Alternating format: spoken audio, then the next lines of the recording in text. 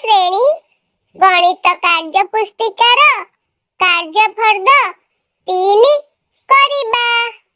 ତେବେ ଚାଲ ଆମ ଚାଟଶାଳୀ।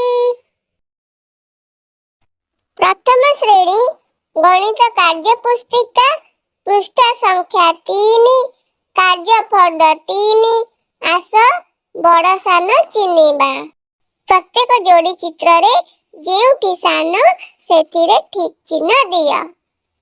ସାଙ୍ଗମାନେ ତଳେ କେତୋଟି ବାକ୍ସ ଭିତରେ 2ଟି ଲେଖା ଚିତ୍ର ରହିଛି। ସେହି ଚିତ୍ରରୁ ଆମକୁ ସାନ ଚିତ୍ରଟିକୁ ଠିକ୍ ଚିହ୍ନ ଦେବାର ଅଛି। ତେବେ ପ୍ରଥମ ବାକ୍ସକୁ ଆସ। ଏଥିରେ 2ଟି ଡାଇନୋସରର ଚିତ୍ର ଅଛି। କେଉଁ ଚିତ୍ରଟି ସାନ? ଏପଟ ଚିତ୍ରଟି ସାନ। ତା ପାଖରେ ଠିକ୍ ଚିହ୍ନ ଦିଅ। ତା ପର ବାକ୍ସକୁ ଆସ। ଏଇଠି ମଧ୍ୟ 2ଟି ଡାଇନୋସରର ଚିତ୍ର ଅଛି। ଗୋଟେ ବଡ଼ ଡାଇନୋସର ଆଉ ଗୋଟେ ଛୁଆ ଡାଇନୋସର। ତାହେଲେ କେଉଁ ଚିତ୍ରଟି ସାନ? ଛୁଆ ଡାଇନୋସର ଚିତ୍ରଟି ସାନ। ସେଇଠି ଠିକ୍ ଚିହ୍ନ ଦିଅ। ତଳକୁ ଆସ। ଏହି ବାକ୍ସରେ 2ଟି ପଶୁର ଚିତ୍ର ରହିଛି। ଚିହ୍ନିଲ ସାଙ୍ଗମାନେ? କୋଉ ଚିତ୍ରଟି କାହାର? ଏ ଲମ୍ବା ବେକ ଥିବା ଚିତ୍ରଟି କୋଉ ପଶୁର? ଏ ପଶୁଟିର ନାମ ଜିରାଫ। ତା ପାଖରେ ଥିବା ପଶୁଟିର ନାମ ମାଙ୍କଡ଼। ତାହେଲେ କିଏ ସାନ ହେଲା? ମାଙ୍କଡ଼। ମାଙ୍କଡ଼ ପାଖରେ ଠିକ୍ ଚିହ୍ନ ଦିଅ। ତା ପର ବାକ୍ସକୁ ଆସ। ଏହି ବାକ୍ସରେ 2ଟି ଗଛର ଚିତ୍ର ରହିଛି। କୋଉ ଗଛଟି ସାନ? ଏପଟ ଗଛଟି ସାନ। ତେଣୁ ଏଇ ଗଛ ଉପରେ ଠିକ୍ ଚିହ୍ନ ଦିଅ। ତଳକୁ ଆସ ସାଙ୍ଗମାନେ। ଏହି ବାକ୍ସରେ ମଧ୍ୟ 2ଟି ଗଛର ଚିତ୍ର ଅଛି। କେଉଁ ଗଛଟି ସାନ?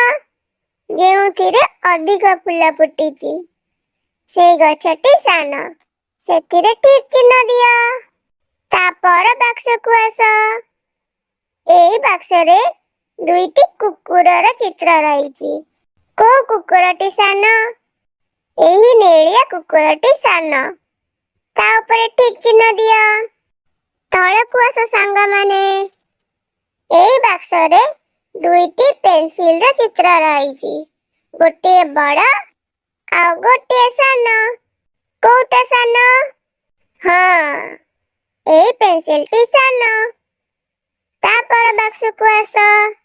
ଏହି ବାକ୍ସରେ 2ଟି ଛୋଟ ପୁଅର ଚିତ୍ର ରହିଛି। କୋଉ ପୁଅଟି ଛୋଟ? ନେଳିଆ ପୋଷାକ ପିନ୍ଧିଥିବା ପୁଅଟି ଛୋଟ। ତା ଉପରେ ଠିକ୍ ଚିହ୍ନ ଦିଅ। ସାଙ୍ଗମାନେ, ପ୍ରଥମ ଶ୍ରେଣୀ ଗଣିତ କାର୍ଯ୍ୟ ପୁସ୍ତିକାର କାର୍ଯ୍ୟ ଫର୍ଦ୍ଦ 3 ଏଇଠି ସରିଲା। ବିଷୟଟିକୁ ବୁଝି ନ ପାରିଲେ ଭିଡିଓଟିକୁ ବାରମ୍ବାର ଦେଖିନିଅ।